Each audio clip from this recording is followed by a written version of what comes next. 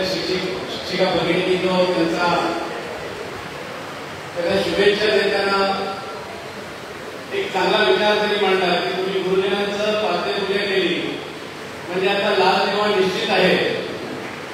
त्याबद्दल त्यांना माझ्यातर्फे आपल्या संपूर्ण मराठवाड्यातर्फे शुभेच्छा देतो.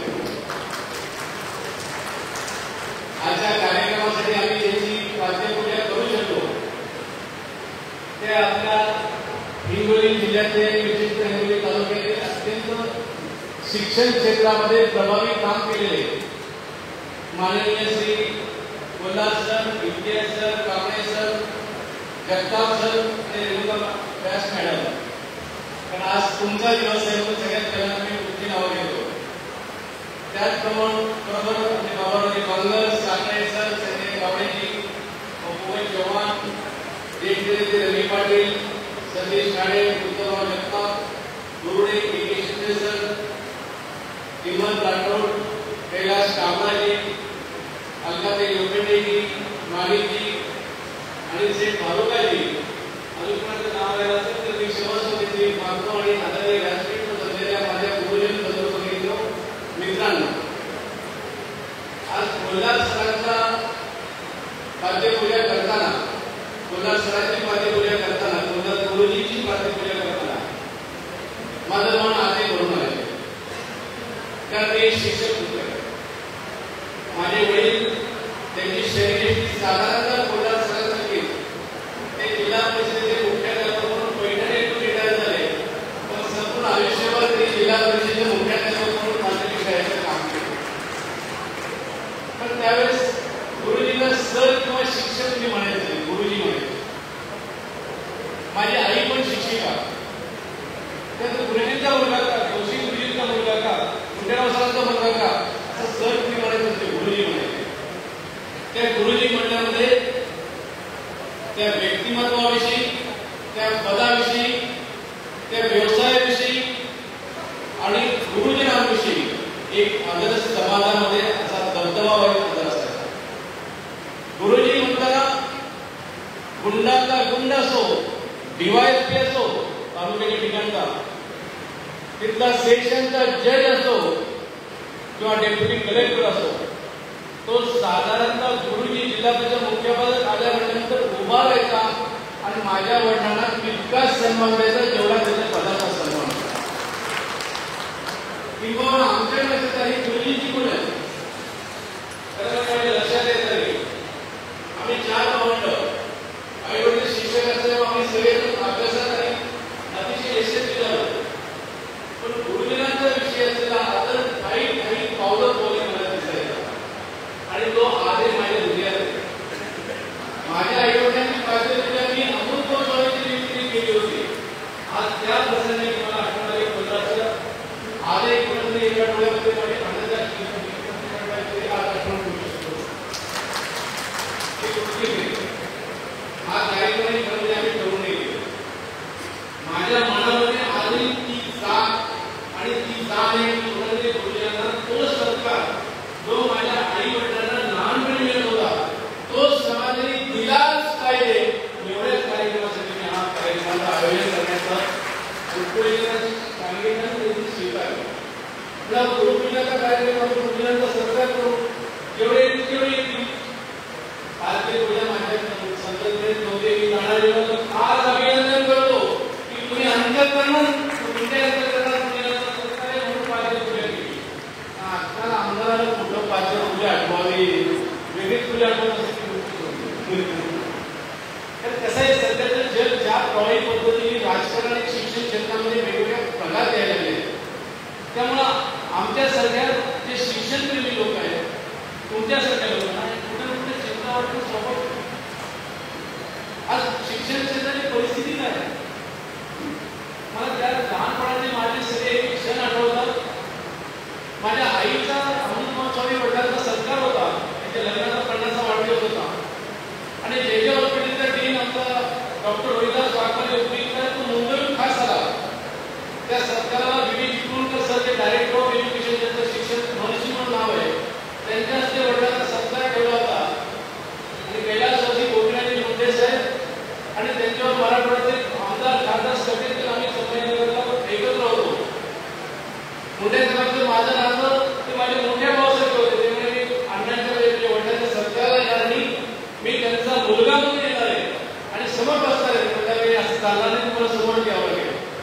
सत्कार चिपळूणकर सरांनी केला आणि डीन रोहिदास वाघमारे आला त्यावेळेस ते साष्टांग दंड करून माझ्या आई वडिलांचं स्वागत केलं.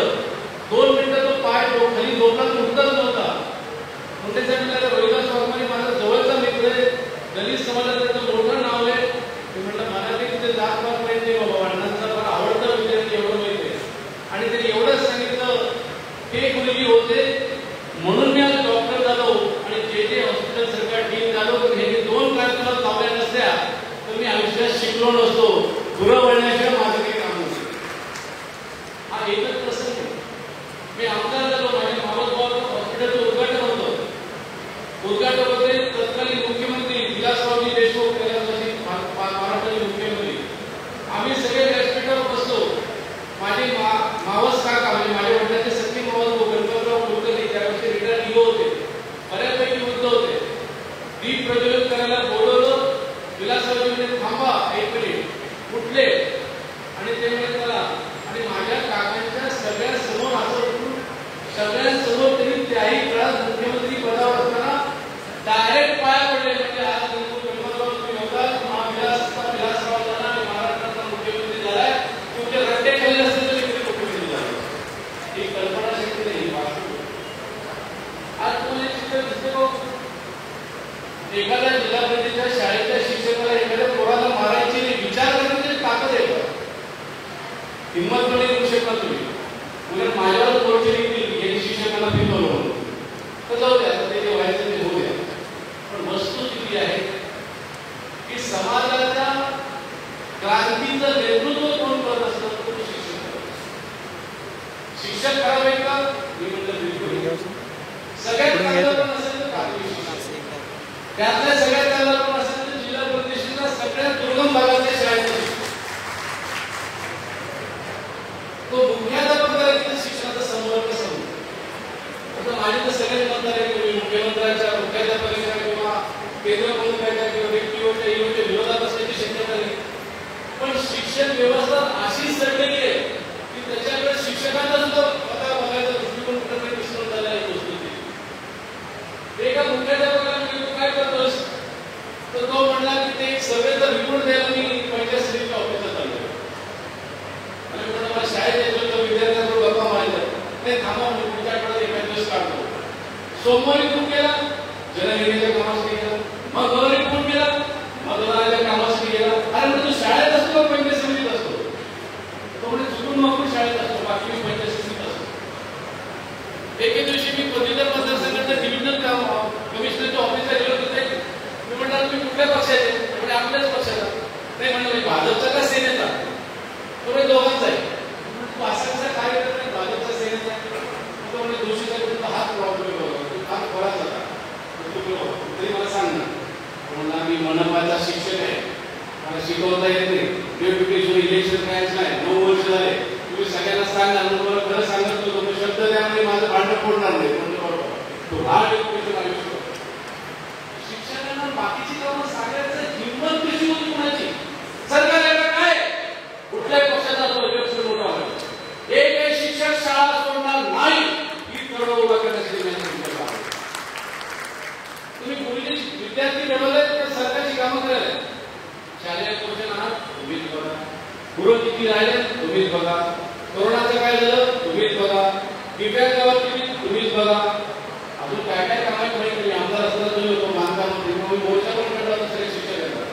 विलासराव देशमुख म्हणजे काय प्रॉब्लेम येतो तो माझ्या हातून गेल्यानंतर बहुत सारे चाहताय मग माझे मित्र मोर्चा काढला म्हणजे शिक्षकांना शिकू द्या ना. मग तरी कुठेना सांगितलं सिनियर मेरिटचा विद्यार्थी मी मॅट्रिकला त्यावेळेस बोर्डात 12 आलो होतो. माझं ते आमदार पदाचं स्वप्न नव्हतं. मला संघाच्या विचारांवर समाजासाठी काहीतरी करायचं होतं. आणि मुलींचं महत्व किती असतं की सगळ्यात माझे क्लास शिक्षक होते, वर्गाचे शिक्षक, क्लास टीचर सांगवे मुली नव्हते. त्यांनी एका लहानपणी आम्हाला विचारलं की तुम्ही काय होणार? आम्ही सांगायचो डॉक्टर होणार, इंजिनियर होणार, वकील होणार, असं वेगवेगळे सायंटिस्ट होणार, कोणी पायलट होणार. ते म्हणजे आम्ही तुमच्यासाठी जीव रद्द काढतो ते देशासाठी करणार नाही सांगा रे. आम्ही तसं देशासाठी काय करायला पाहिजे? भाग माहिती आमदार खासदार पंतप्रधान देशाचे प्रश्न सोडवा, लीडरशिप चांगली झाली पाहिजे. ते माझ्या आई वडिलांनी सांगितलं, मला समाजाच्या वक्त्याने सांगितलं.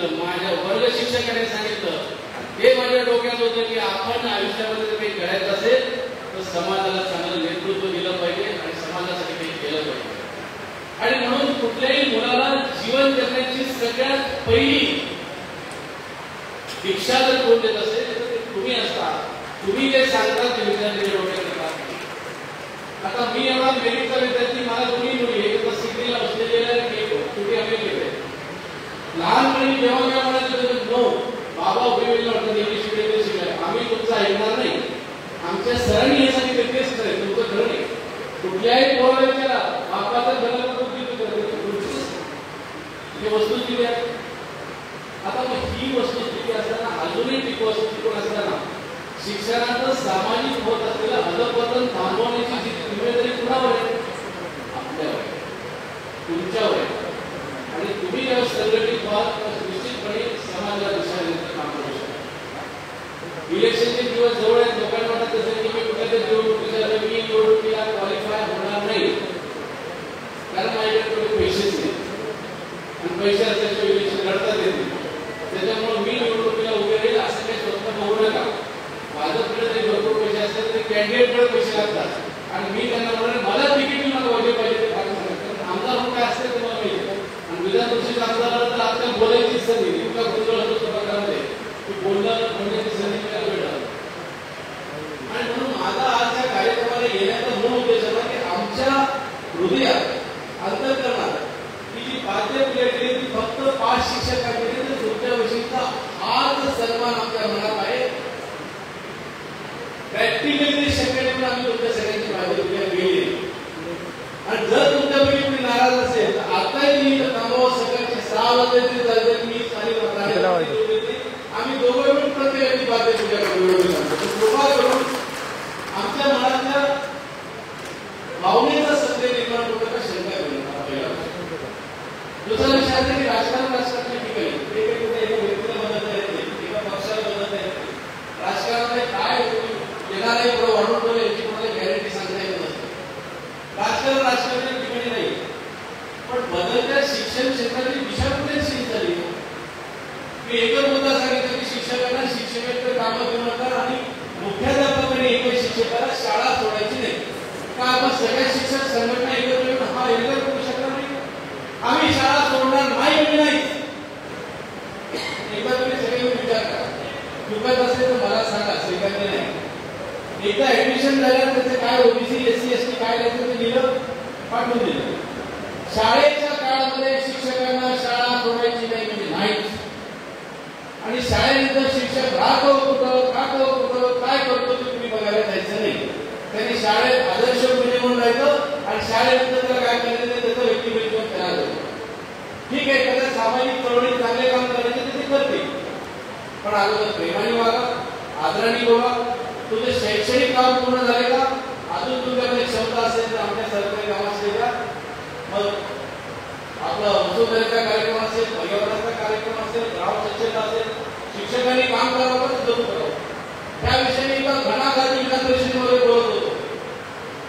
मग फुलके साहेबांनी उपमुख्यमंत्री आधार पाटील होते तर लोकांनी मला बोलवलं, सेनांनी खूप बोलला तुला सांगतो ना आम्हाला सरकार चालवायचं.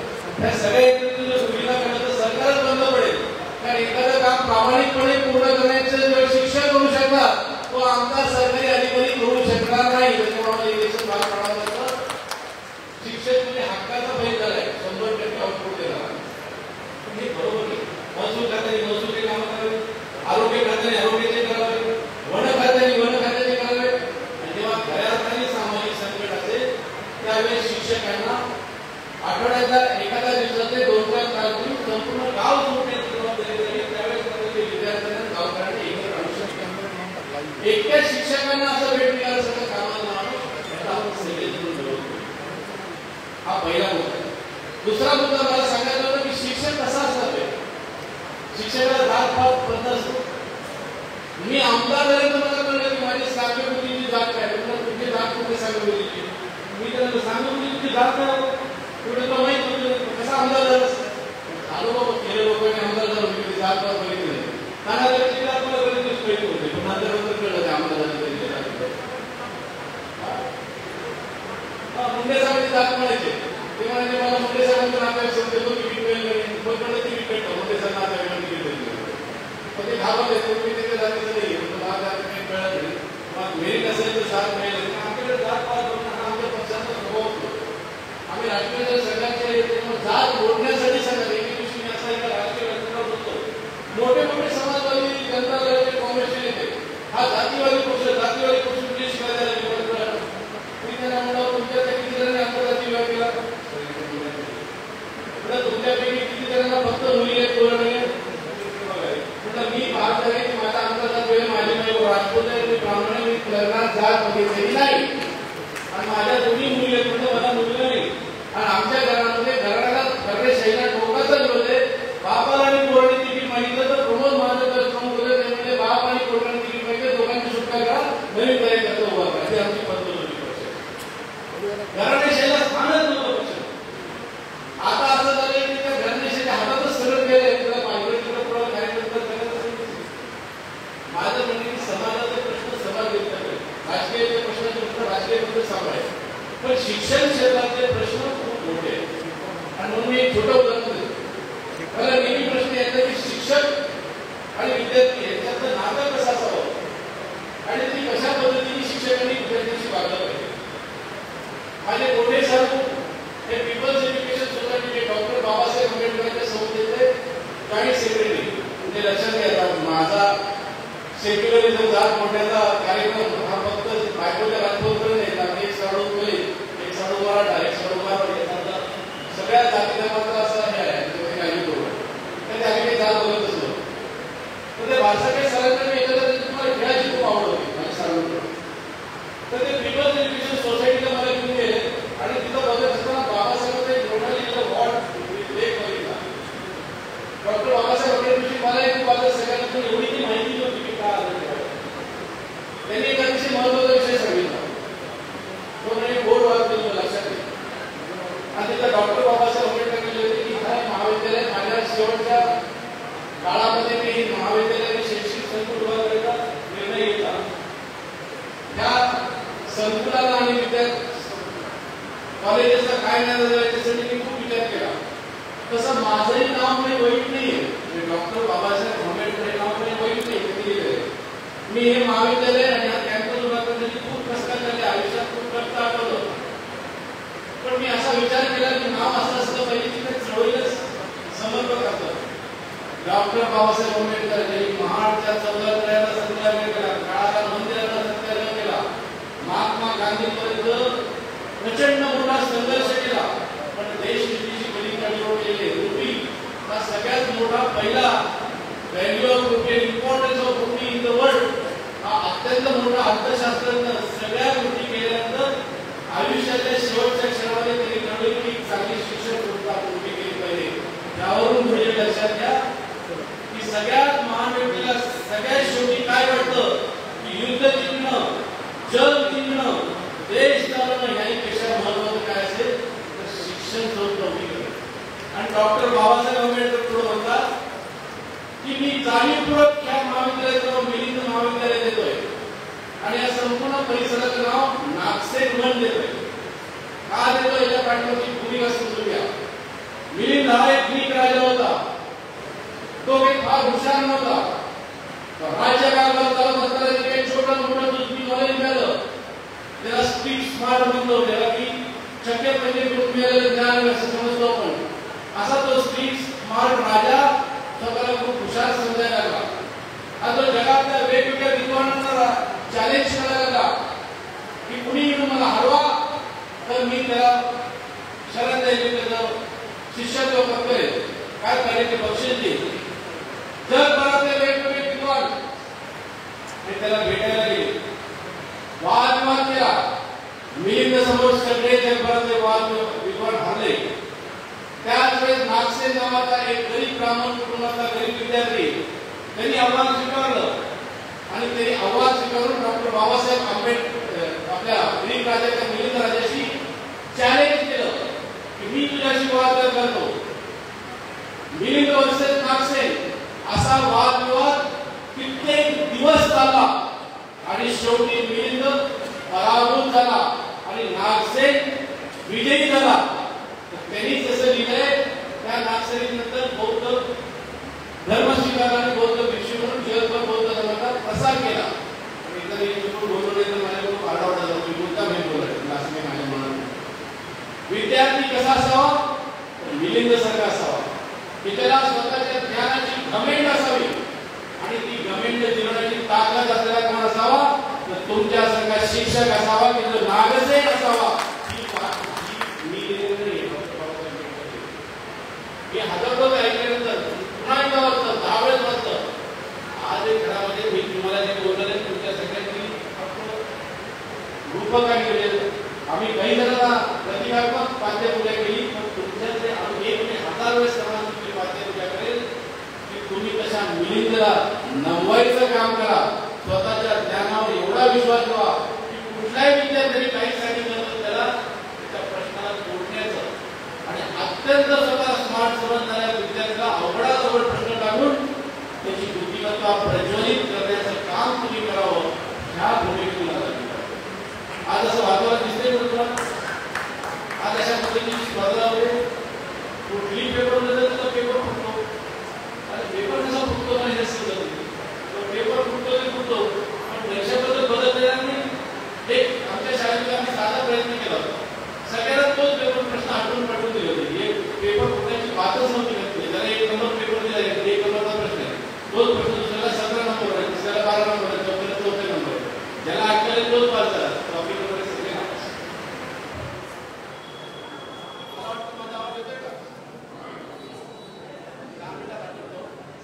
आणि त्यामुळे या सगळ्या प्रश्नांवरची उत्तर तुम्हाला शोधायची शिक्षकांच्या संघटना आणि त्यासाठी शिक्षकांच्या संघटना ह्या फक्त पगाराच्या माध्यमातून तिकीट घेऊन चालणार नाही. शिक्षकांच्या मागण्या योग्य ते करायचा प्रयत्न करू. त्यासाठी शिक्षकांचा जो आपला शिक्षण दाखला आहे तो बाजूला ठेवून चालणार नाही. सगळ्या शिक्षण व्यवस्थेचा खरा कणा कोण आहे? आदर्श गुरुजी. आणि आदर्श गुरुजी तयार करण्याची जबाबदारी कोणाची आहे? सरकारची नाहीये, तर शिक्षक आणि समाजाचे नेते घ्यायची आहे. जेव्हा कल्पना करा की प्रत्येक शिक्षक असा पेटलेला आहे, तो समाजाच्या सगळ्या घटकांना ताट मारण्याचा विचारतोय, हे का करायचं? समाजाला सुधारायला वेळ लागणार नाही. आज समाजासमोर जे जे प्रश्न दिसतात, लोक म्हणतात जातीवादाचा प्रश्न आहे. जरा सगळे शिक्षक एकाकडे काय करतात, तुम्ही बघता कुठल्या कोणाची जात कुठली, तुम्ही शिकवताना विचार करता की एखादा हुशार पोरग दिसत आहे कुठल्या जातीचे आणि तुमच्या करण्याने एकवटून करणे की हुशारी लपते.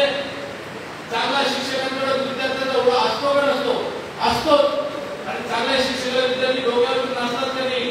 नाचतातच. पण तुमच्यातल्या चांगुलपणाला, तुमच्यातली सृजनशीलतेला, तुमच्यातली टॅलेंटला, तुमच्यातली शिक्षक वृत्तीला प्रोत्साहन देण्याची गरज आहे. तेवढ्या सगळ्या जागा काय आमचा कुठलाही स्वार्थ नाही. इलेक्शनचं शेकडो योजना कळणे लक्षात ठेवा. आणि मी तुम्हाला सांगतो त्याच काळाची का गरज आहे तरी जग खूप गतीने बदलत चाललंय. भारत पण खूप गतीने वाढत चाललाय. कोणत्याही पक्षाचं सरकार असलं तरी भारत वाढणारच आहे. आम्ही भाजपचे कट्टर आहोत, आम्ही मोदीजींचे अनुयायी आहोत. मोदीजींना प्रत्यक्ष तुमच्यापैकी कोणी भेटलं नाही, मी त्यांच्यासोबत स्वतः काम केलेलं आहे. ते माझे अखिल भारतीय संघटन मंत्री असताना मी मराठवाड्याचा संघटन मंत्री होतो.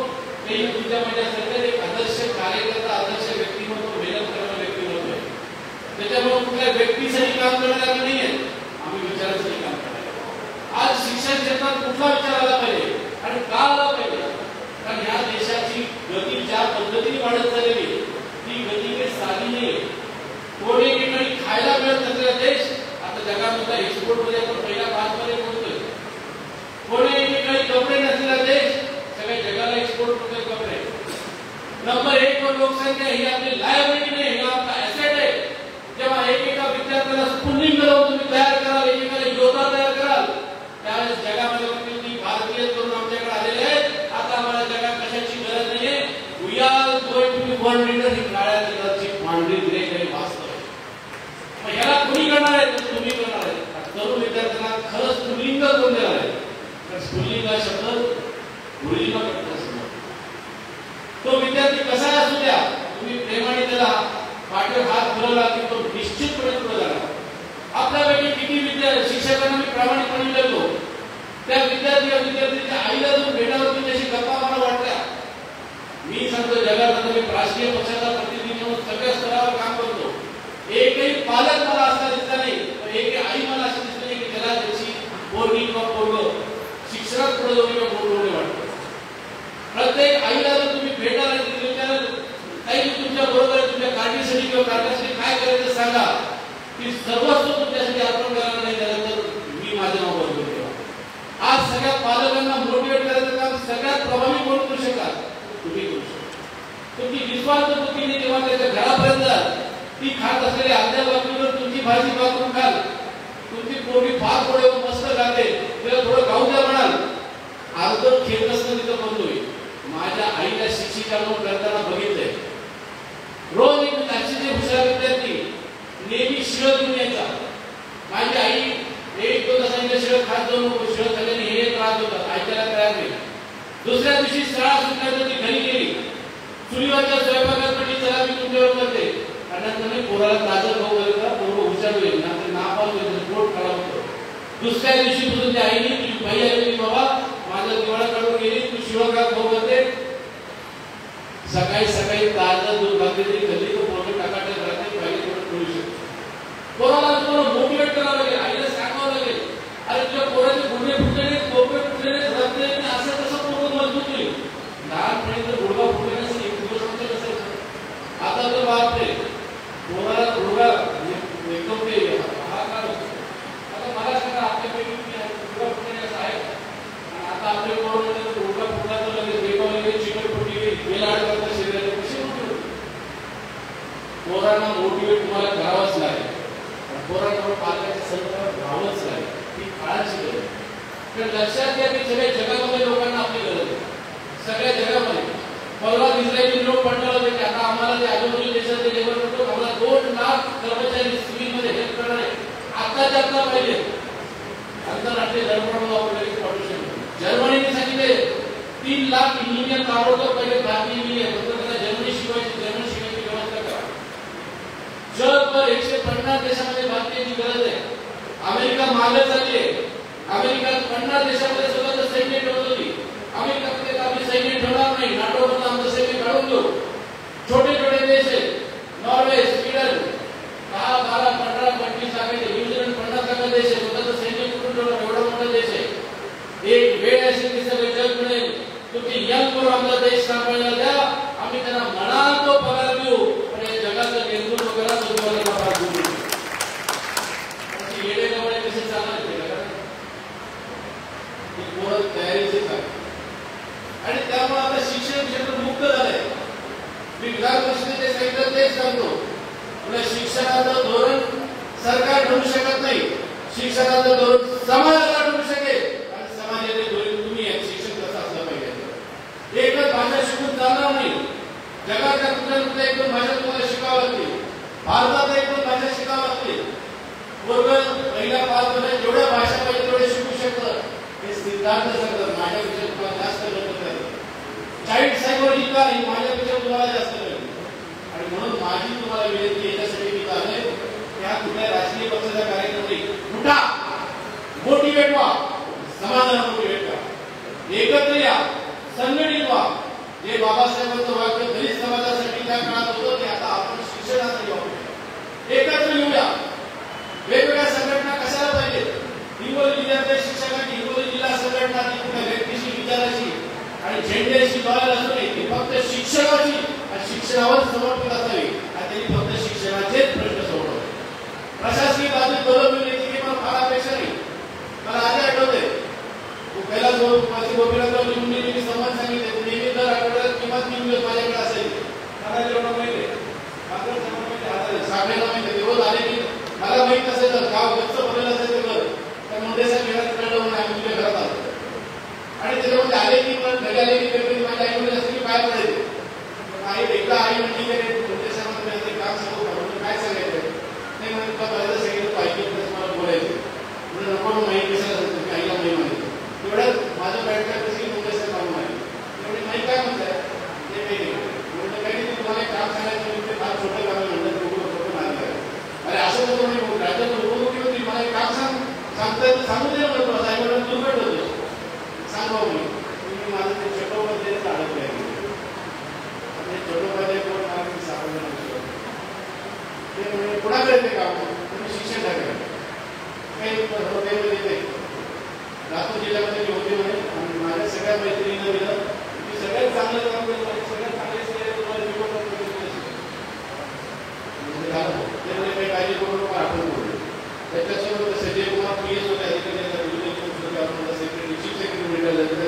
संजय हे काम करणे.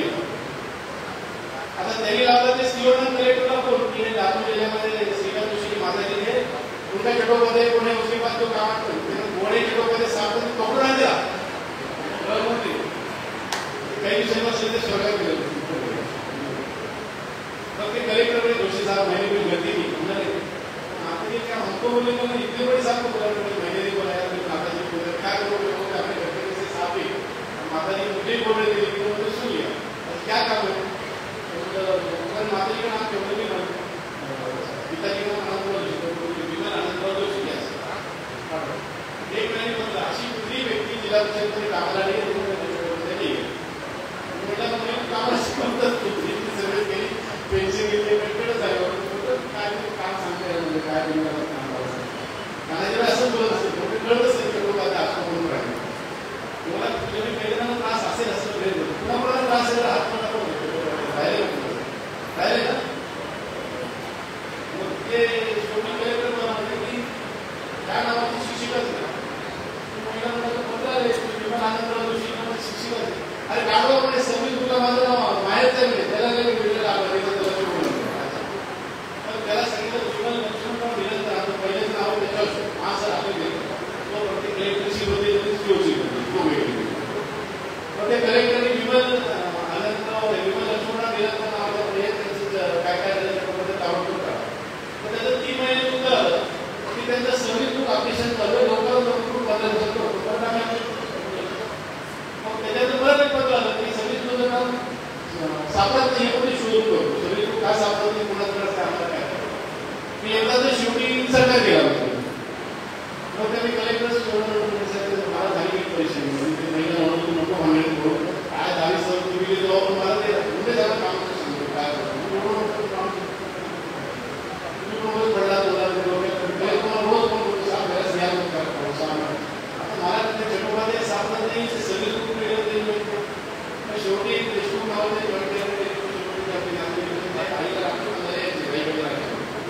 काय झालं ते दिसलं तर मी काढून घेऊन मला ते विषय घ्या काय मला ते म्हणजे छोटे साहेब काय झालंय काही चटोपाध्याय काय भांडण सांगा तो त्या ऑनलाईन वडील म्हणलं होतं म्हणजे समजत नाही काही मोठ्या मोठ्या माणसाला छोटे काम सांगते काय त्याच्या दोघांच्या आईवडिलांच्या खूप खुश होत मग ते मला सांगितलं आहे ते एवढं मोठं छोट्या कंपनी तुम्हाला लक्ष मारायला नक्की कशाला जाईल तो कशाला काय गावलं ते म्हणजे ते लोकपालाकडे लोकपालाकडे अध्यक्ष ती म्हणजे तुमचाच आहे लोकांकडे असतो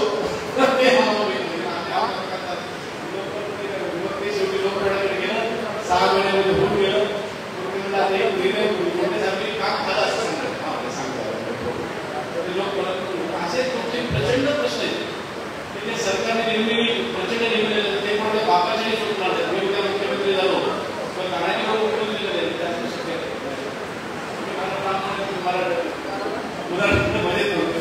समजा झाले मी शिक्षण मंत्री झालो हे प्रश्न त्यासाठी थांबायचं का सुटले पाहिजे माझ्या आईला सोडून सुटणे सगळं सरकार असतं तुझे शिक्षण त्यांनाही भेटलो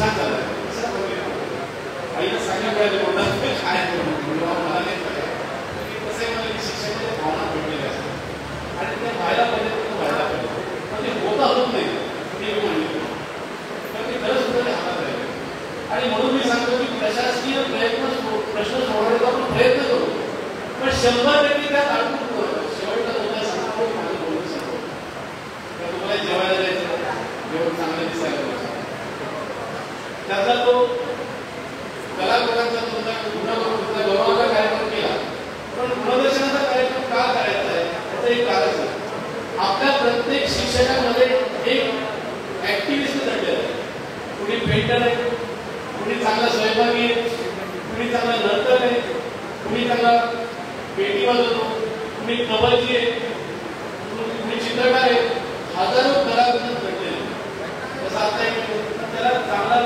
व्यवस्थित व्यासपीठ करून त्या कलाकारांचा आविष्कार किंवा त्यांच्यासमोर लक्षात घेतलं आहे की शिक्षक हे साधे शिक्षक म्हणजे कर्तव्य आहे तर त्याला तुम्ही तयारी करावी लागेल आणि जनतेविरोधात तुमचा रेस्पेक्ट वाढेल का हे खूप चांगलं आता या ताईने चांगली कविता हे घेतली तर म्हणजे